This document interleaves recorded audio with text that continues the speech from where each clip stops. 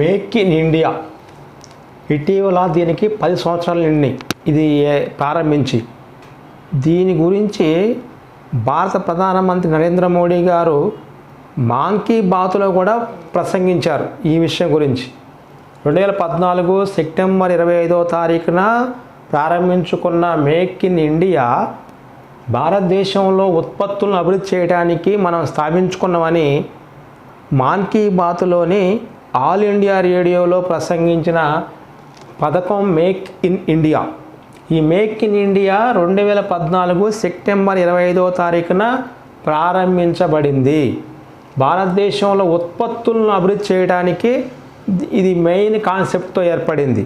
దీని లక్ష్యాలు మొత్తం 3 ఉంటాయి. ఒకటి,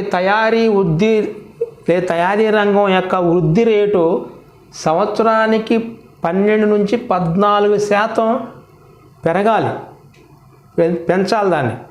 అంటే తయారీ రంగం వృద్ధి రేటు అనేది ప్రతి సంవత్సరము 12 నుంచి 14% అది అభివృద్ధి చెందాలి. రెండవది, 2022 నాటికి 100 మిలియన్ల అదనపు ఉత్పాదకత మరియు ఉద్యోగాల సృష్టి. 2022 నాటికి 100 మిలియన్ల అదనపు ఉత్పాదకత, ఉద్యోగాల సృష్టి. మూడవది, జీడిపికి ఉత్పాదక రంగం యొక్క సహకారం అందించాలి. జీడిపికి ఉత్పాదక రంగం యొక్క సహకారం అందించాలి. 2022 నాటికి 25% పెరిగిందని నిర్ధారించాలి. ఈ 2022 నాటికి లక్ష్యంగా పెట్టుకున్నారు ఇక్కడ కానీ దాన్ని 2025 సంవత్సరానికి మార్పు చేసి సవరించారు.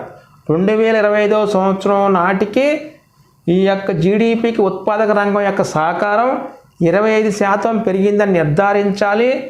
2022 నాటికి 100 మిలియన్ల అదనపు ఉత్పాదక ఉద్యోగాల సృష్టి కల్పించాలి. తయారీ రంగం యొక్క వృద్ధి రేటు సంవత్సరానికి 12 నుంచి 14% పెంచాలి అనే కాన్సెప్ట్తోనే మేక్ ఇన్ ఇండియా అనే పథకాన్ని 2014 సెప్టెంబర్ 25వ తారీఖున ప్రారంభించారు. నిన్న చెప్పుకున్నటువంటి క్లాస్లో కూడా దీన్ దయాళ్ ఉపాధ్యాయ కౌశల్య యోజన 2014లోనే ప్రారంభించబడింది. 2014లో ప్రారంభించిన పథకాలన్నిటికీ 2024 సంవత్సరానికి 10 సంవత్సరాలు నిండుతాయి. అది ఈ ఎగ్జామ్లో రావడానికి ఎక్కువ స్కోప్ ఉన్న పథకాలు.